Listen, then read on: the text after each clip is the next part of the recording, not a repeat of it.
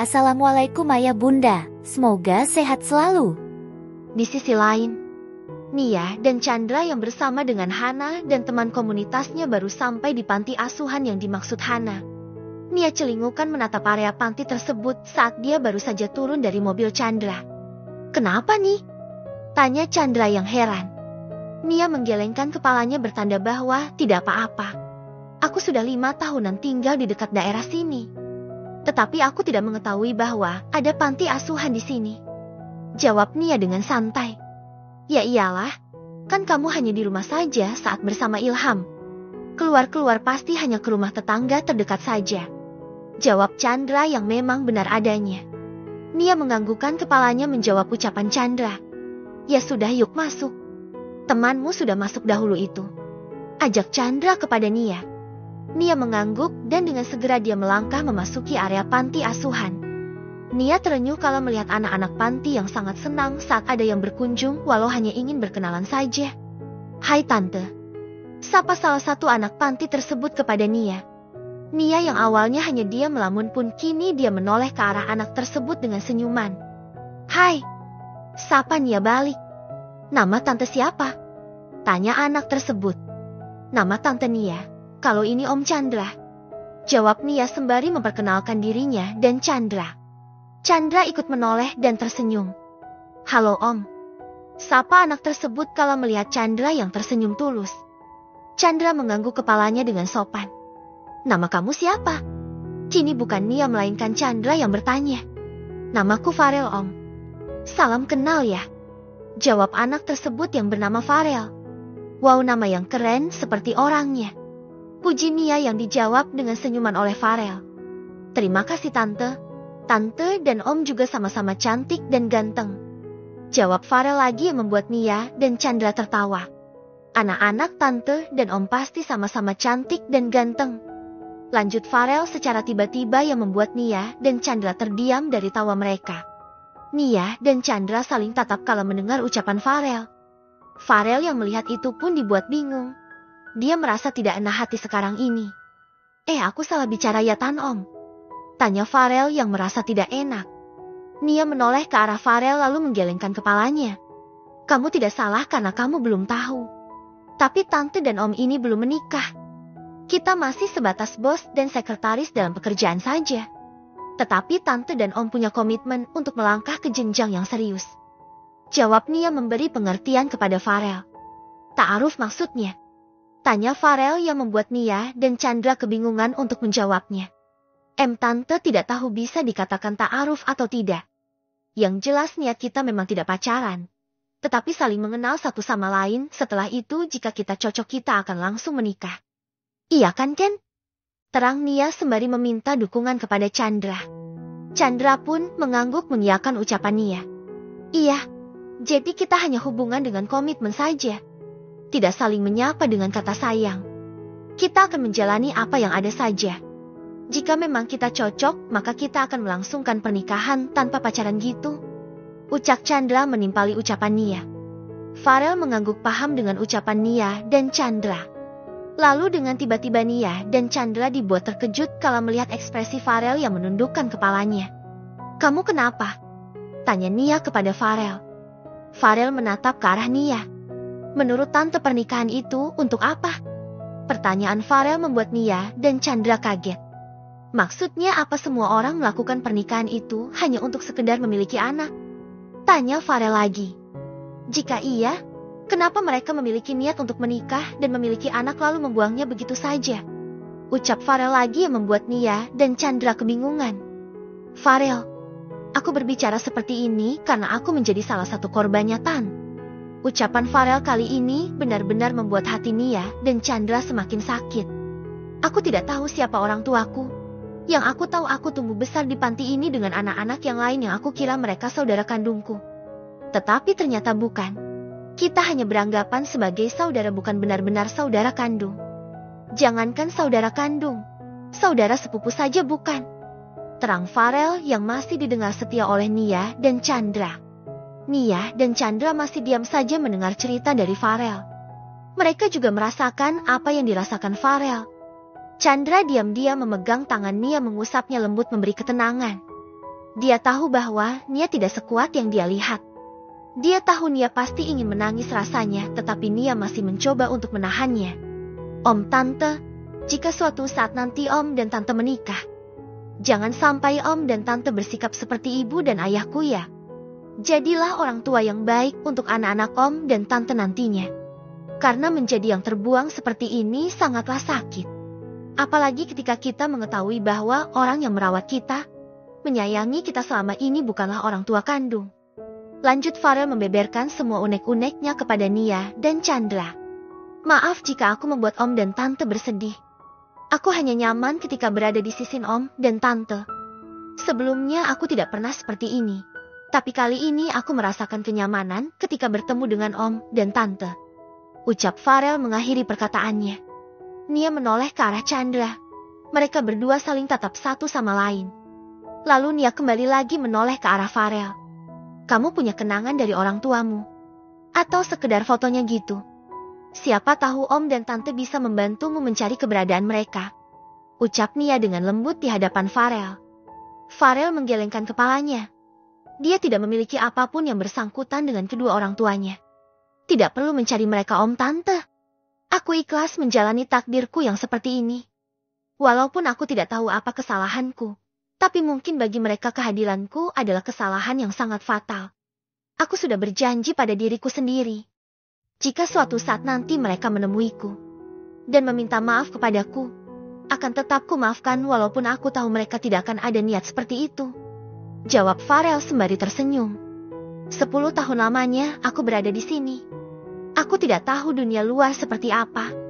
Tapi aku masih bersyukur bisa bertemu dengan ibu panti yang baik dan tidak memaksa anak-anak asuhnya untuk mengemis di jalanan seperti kebanyakan anak-anak lainnya. Itu sudah sangat syukur dalam hidupku. Lanjutnya yang membuat Nia dan Chandra semakin merasa iba mendengarnya. Farel menoleh ke arah gerombolan anak-anak seusianya yang sedang berebut benda apapun yang sedang dibagi oleh Hana dan teman komunitasnya. Aku kesana ya Om Tante. Takut jika aku tidak kebagian nantinya hehehe. Ucap Farel berusaha merubah suasana hatinya saat ini. Nia dan Chandra menoleh ke arah yang ditunjuk oleh Farel. Lalu mereka menganggukkan kepalanya mengiyakan apa yang diucapkan oleh Farel. Farel berlari pergi meninggalkan Nia dan Chandra setelah melihat jawaban Nia dan Chandra. Kasihan ya, anak 10 tahun yang harusnya menikmati hidupnya malah harus mati-matian melawan takdir yang kejam. Ucap Nia kepada Chandra.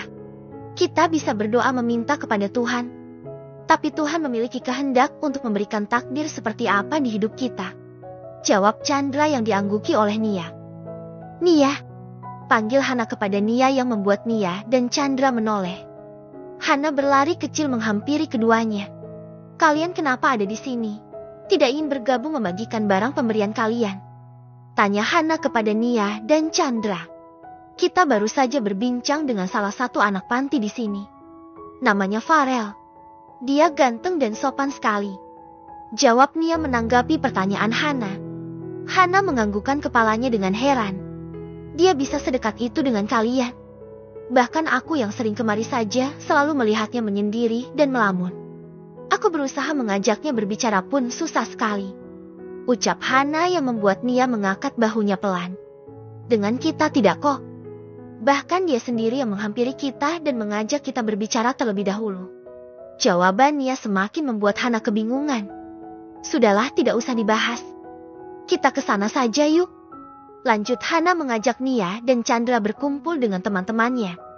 Nia dan Chandra mengikuti kemana Hana pergi. Mereka lagi dan lagi dibuat kagum oleh suasana panti di sini. Terlihat banyak anak-anak yang sedang menikmati mainan dan makanan yang komunitas Hana bawa tadi. Nia tersenyum kala melihat pemandangan itu. Dia sangat merasa bersyukur karena kehidupan dia benar-benar jauh dikatakan layak daripada anak di panti ini. Aku bersyukur masih diberi kesempatan untuk menjadi ibu bagi Risa. Entah aku menjadi ibu yang baik atau tidak, aku akan berusaha menjadi yang terbaik untuknya. Ucap Nia tiba-tiba yang membuat Chandra menoleh dan tersenyum. Maka tetap izinkanlah aku untuk menjadi ayah yang baik pula untuk Risa dan anak-anak kita nantinya.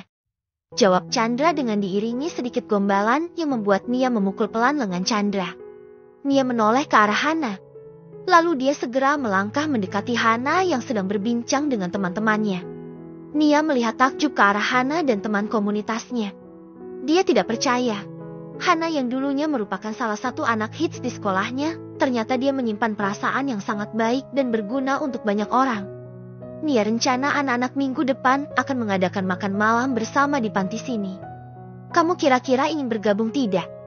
Tanya Hana kepada Nia. Nia menoleh ke arah Chandra. Dia bingung ingin menjawab apa. Aku belum tahu, Han. Coba lihat-lihat saja nanti gimananya.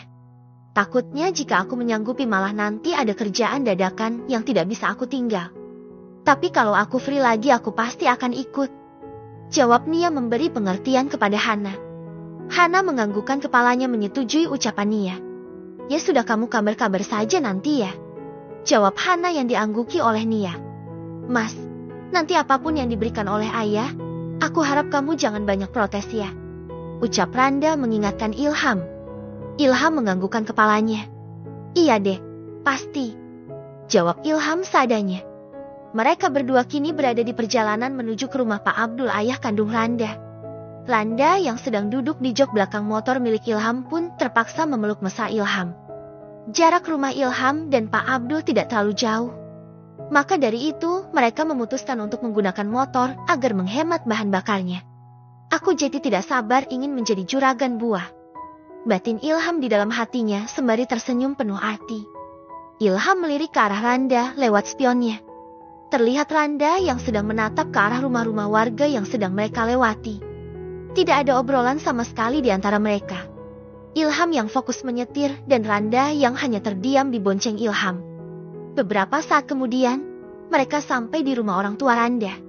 Randa dan Ilham turun dari motor dan mereka melangkah menuju ke dalam rumah Pak Abdul. Ayah, teriak Randa memanggil sang ayah. Pak Abdul yang mendengar teriakan sang putri pun dengan segera melangkah ke arah ruang tamu. Loh, Renham kalian kemari? Tanya Pak Abdul yang sedikit terkejut dengan kehadiran anak dan menantunya. Ilham menyalimi mertuanya dengan sopan lalu dia dengan segera duduk di kursi ruang tamu. Sebentar ayah, panggilkan ibumu kemari. Ucap Pak Abdul yang diangguki oleh Ilham dan Randa. Setelah menunggu beberapa menit akhirnya Pak Abdul dan Bu Yati datang menghampiri mereka. Tumben kalian kemari tidak memberi kabar ibu nak. Ucap Bu Yati yang berjalan mendekati Randa dan Ilham. Iya Bu, ini tadi dadakan. Kami kemari ingin memberikan kabar bahagia kepada ayah dan ibu. Jawab Ilham berusaha sopan di hadapan kedua mertuanya. Pak Abdul dan Bu Yati pun saling menoleh menatap satu sama lain. Kabar apa nak? Tanya Pak Abdul kepada Ilham. Ini alhamdulillah, saat ini Randa sedang mengandung cucu ayah dan ibu. Jawab Ilham yang membuat keduanya terkejut. Alhamdulillah kalau begitu. Kalian dipercayai untuk segera mendapatkan momongan. Ucap Pak Abdul dengan terpaksa dan senyuman seadanya. Sebenarnya Pak Abdul dan Bu Yati sudah mencurigai Randa sejak ditemukannya tespek di kamar Randa beberapa hari sebelum hari pernikahan Ilham dan Randa. Tetapi mereka belum ada waktu untuk berbicara langsung dengan Randa. Ditambah lagi Randa yang tiba-tiba saja meminta untuk segera dinikahkan oleh Ilham. Mungkin saat ini adalah waktu yang tepat untuk Bu Yati bertanya dengan Randa. Lalu Bu Yati ada niat untuk mengajak Randa ke dapur dengan alasan memasak makanan bersama. Randa, ayo ikut ibu ke dapur membuat makan malam untuk kita. Kalian makan di sini ya sembari merayakan kabar bahagia ini. Ucap Bu Yati yang dengan senang hati diangguki oleh Ilham. Bu Yati dan Randa melangkah menuju dapur. Sebenarnya Randa sudah merasakan perasaan yang tidak enak. Dia takut jika kedua orang tuanya curiga dengan dirinya. Bu Yati yang berpura-pura fokus dengan bahan masakan pun ditatap oleh Randa dengan perasaan takut. Sekarang katakan yang sebenarnya Randa. Ucap Bu Yati singkat tetapi mampu membuat Randa semakin takut. Maksud ibu apa? Tanya Randa yang berpura-pura tidak tahu. Bu Yati menoleh ke arah Randa dengan tatapan mengintimidasi. Kamu tidak usah berpura-pura bodoh, Ran. Cukup katakan yang sebenarnya maka ibu dan ayah tidak akan murka denganmu. Jawab Bu Yati yang membuat Randa semakin takut. Itu anak siapa? Tanya Bu Yati to the point. Randa menelan salivanya dengan susah. Lalu dia memberanikan diri untuk bercerita. Ya anak Mas Ilham lah Bu. Anak siapa lagi coba? Jawab Randa berusaha menutupi kejadian yang sebenarnya. Kamu tidak bohong kan? Ibu dan ayah tidak sengaja menemukan tespek di tempat sampah yang berada di kamarmu beberapa hari sebelum kalian menikah. Jika itu benar anak Ilham. Tapi tadi kenapa Ilham berlagak seolah-olah dia baru tahu kalau kamu hamil? Ucap Bu Yati yang membuat Randa gelagapan. Randa kebingungan ingin menjawab apa. Dia tidak mungkin jujur bahwa itu sebenarnya anak dari kakak Ilham bukan dari Ilhamnya. Ibu dan ayah tidak pernah mengajarimu seperti itu, nak. Ibu dan ayah masih bersyukur karena kamu tidak ada niat untuk menggugurkan kandungan itu. Ayah dan ibu kecewa saat kita menemukan benda itu di saat kamu belum menikah. Lanjut Bu Yati dengan nada yang semakin lirih. Randa menoleh ke arah sang ibu. Dilihatnya Bu Yati yang sedang mati-matian menahan air matanya agar tidak menetes. Apa kamu tidak takut apa yang kamu lakukan saat ini akan dicontoh oleh anakmu kelak? Apa kamu tidak berpikir dampak apa yang akan kamu dapatkan saat pertama kali melakukan itu? Itu zina, nak. Astagfirullah. Lanjut Bu Yati yang membuat Randa meremas pisau yang dia pegang. Dia baru pertama kali ini melihat sang ibu menangis dan kecewa berat dengannya. Maafkan Randa, Bu. Randa hanya tidak ada alasan yang tepat untuk orang yang berzina. Entah dengan Ilham atau bukan yang jelas kalian sama-sama salah. Potong Bu Yati yang membuat Randa terdiam dan menjawabnya. Bersambung.